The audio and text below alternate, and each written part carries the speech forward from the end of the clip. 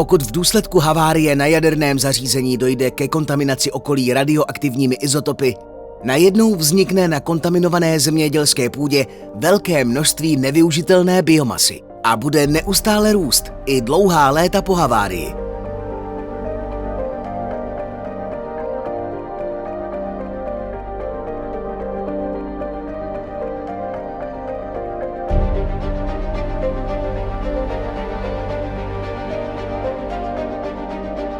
Jak ukazují zkušenosti z havárií jaderných elektráren ve Fukušimě a Černobylu, je následná likvidace této biomasy ekonomicky a logisticky velmi nákladná a znamená další zatěžování životního prostředí.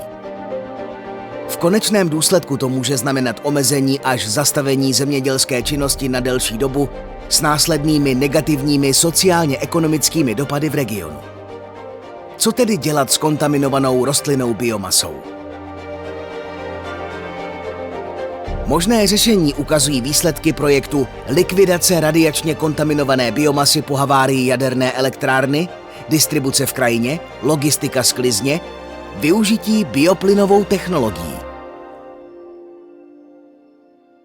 Česká republika má dlouhodobou tradici ve zpracování biomasy v bioplynových stanicích. V současnosti jich je v provozu přes 500 a ročně zpracovávají miliony tun cíleně pěstované nebo odpadní biomasy.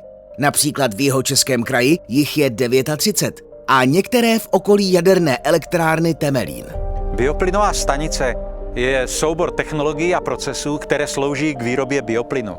Bioplyn lze následně využít k energetickým účelům, to znamená k výrobě elektrické energie, tepla nebo biometanu. Bioplyn je směs plynů, která vzniká při mikrobiálním rozkladu organické hmoty v bezkyslíkatém prostředí. Druhým produktem při výrobě bioplynu je digestát, který je tvořen hlavně nerozloženými zbytky zpracovávané biomasy. Výroba bioplynu v bioplynových stanicích je kontinuální proces, který může být udržován léta bez přerušení. Provoz je vysoce automatizován, umožňuje dálkové řízení a vyžaduje minimum času pro přímou přítomnost obsluhy. Prakticky se jedná jenom o doplňování denních dávkovacích kontejnerů biomasou. Břichem bioplynové stanice je fermentor. Je to tepelně izolovaná plynotěsná nádoba, vybavená mícháním, temperací, dávkováním substrátu, odvodem bioplynu a digestátu. A právě zde ve fermentoru probíhá mikrobiální rozklad. Vznikající bioplyn je využíván v kogenerační jednotce k výrobě elektrické energie a tepla. Aby se potvrdila využitelnost bioplynové technologie při zpracování kontaminované biomasy, bylo potřeba ověřit, jak se budou hlavní radionuklidy v procesu chovat. Nejdůležitější dlouhodobý radionuklid cézium-137 z havárie v Černobylu je stále v nepatrné koncentraci přítomen v životním prostředí České republiky, a tedy i v biomase. Dlouhodobé odběry vzorků z komerční bioplynové stanice a měření provedená germániovými detektory na sůro potvrdili, že obsah radionuklidu je nízký, ale různý u různých plodin, byť pěstovaných v jedné lokalitě. Například aktivita cézia-137 je u travní biomasy o 2 řády vyšší než u kukuřičné. Radioaktivita z biomasy přechází do digestátu. Ukázalo se, že hmotnostní aktivita cézia-137 v bioplynu je minimálně o 6 řádů nižší než v digestátu a nedochází k žádným jeho jiným únikům. je možné provést organizačně technická opatření obsluhy stanice takové, že nehrozí obsluze žádná významná zdravotní rizika. Pro ověření chování systému s vyššími obsahy radioaktivních látek ve zpracovávané biomase byla na Sůro Hradec Králové instalovaná modelová laboratorní bioplynová stanice o pracovním objemu fermentoru 20 litrů, sestavena společností Enky Třeboň.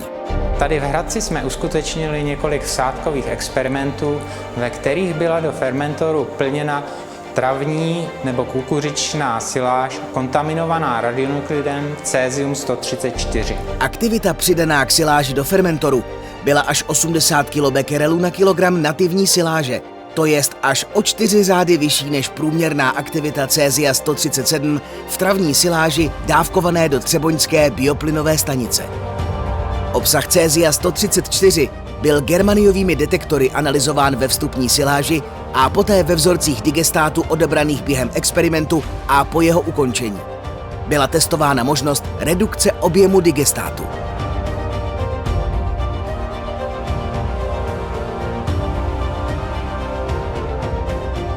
Provozní i laboratorní experimenty a výpočty prováděné v rámci projektu potvrdili možnost využitelnosti bioplynové technologie pro zpracování radiačně kontaminované biomasy.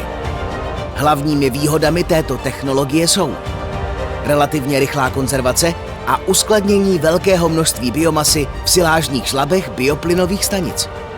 Významná redukce množství organické hmoty při zpracování radiačně kontaminované biomasy v bioplynových stanicích na bioplyn a digestát. Bezpečné použití vznikajícího bioplynu k výrobě elektrické energie a tepla v kogeneračních jednotkách. Možnost využití elektrické energie a tepla vyrobených z bioplynu k výrazné redukci objemu a hmotnosti digestátu, to znamená frakce, do které přechází kontaminace z biomasy. Zachování zemědělské produkce v lokalitě.